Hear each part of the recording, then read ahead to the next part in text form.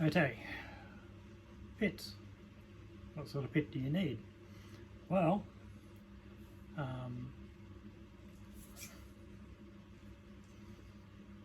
you did have a pit like this.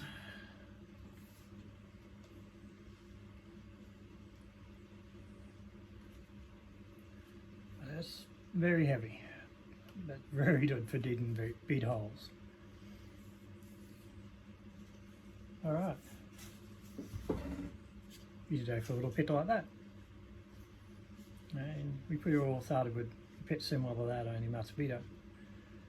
But at the end of the day, they're heavy, they don't quite do the job as well as maybe a pit especially designed to do the job. This is one I normally use.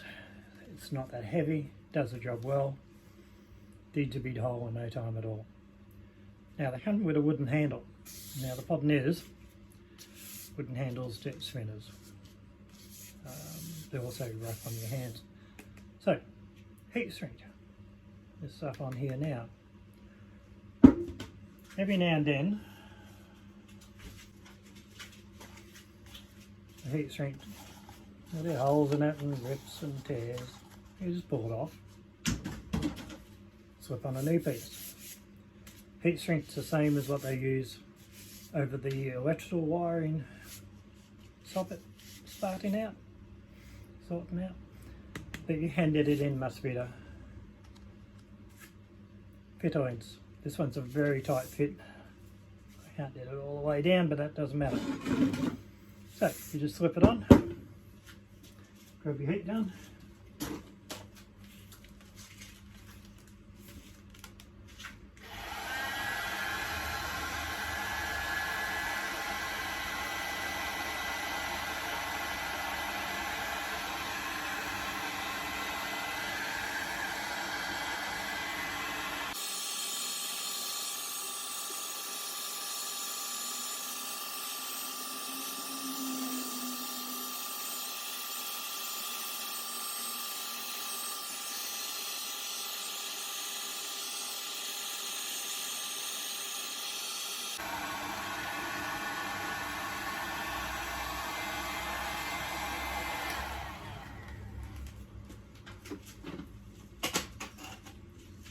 yeah, nice smooth handle, much better. Now you'll need a magnet.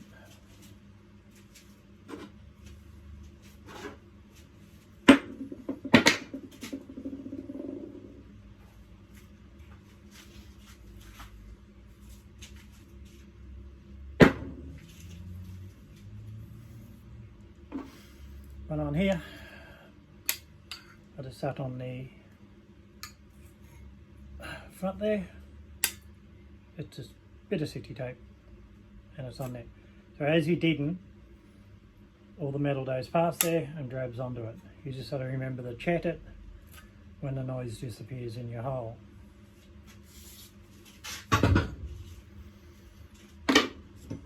This one, I'm just going to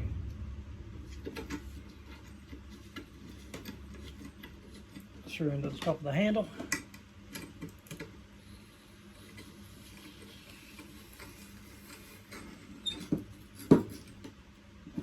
Right, so when I did the hole, and I put the magnet in, move it around, and then check it. The other one, I forever forget to check it, and the noise disappears and I keep looking for it.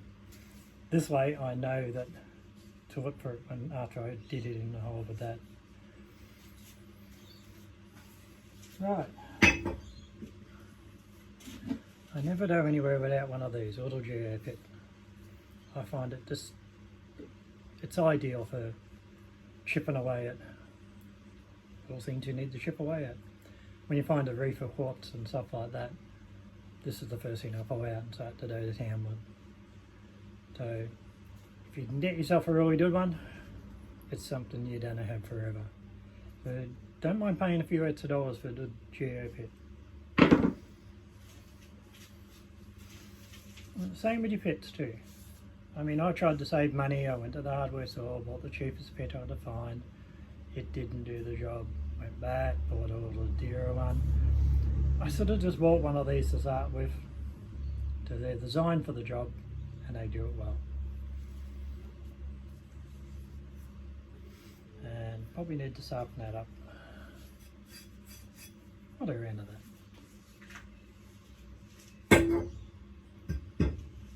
Now, updates. I was heading out this weekend, but it's raining. It happens in Queensland. I'm going to take the 6000 for another run, but I'd picked up the Dole 10x5. So I'm hoping to give that a run next weekend. So stay tuned for those videos. I'm hoping to do very well with this little foil. I spend a lot of time poking around in little creeks and gullies and stuff like that, and this will get me places where I could never get to with a bit of head. So there. Update on the Victorian trip. I'm up in Queensland, top end of Queensland there. So it's about a 2-day drive down to Victoria. It's, yeah, a long way, about 2,400 kilometres or so.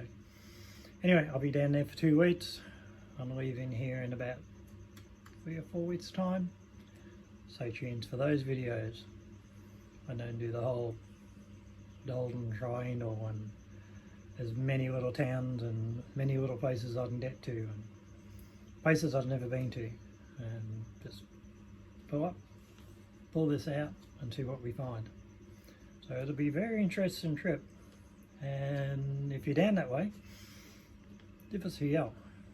Maybe we can catch up. I'll let you have a swing of the 6000 and see what you think. I'll be taking a few other metal setters with me, so, and I'm hopefully taking the high banker, the little one, and a few dial pans. See what trouble we can get into. There's a few spots down there that are not marked on any maps that I'm going to, so it'll be interesting to see if they still have gold there or somebody found them. We will find out. Stay tuned.